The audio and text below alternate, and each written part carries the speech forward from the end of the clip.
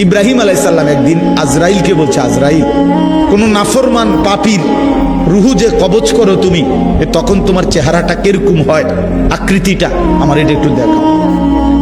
হযরত ইব্রাহিম আলাইহিস সালামকে আজরাইল বলছে, আল্লাহর কসম হে নবী, আপনি সহ্য করতে পারতেন না, আপনি এটা দেখতে চাইেন না। ইব্রাহিম আলাইহিস সালাম বললেন, না, আমার একটু হলেও দেখাও।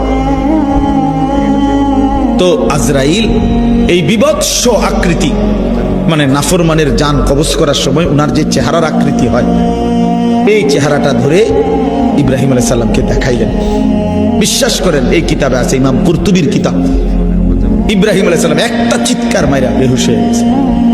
হুঁশ আসার পরে ইব্রাহিম আলাইহিস সালাম বললেন, আল্লাহর কসম, আয় আল্লাহ, মালিক আপনার কসম, কবরের আযাব, জাহান্নামের আযাব কোন নাফরমানের জন্য কিছুই লাগবে না, শুধু আজরাইলের এই ভয়ানক দৃশ্য জান কবজের সময় একবার দেখলেই তার সারা জিন্দেগীর নাফরমানির শাস্তির জন্য এটাই যথেষ্ট।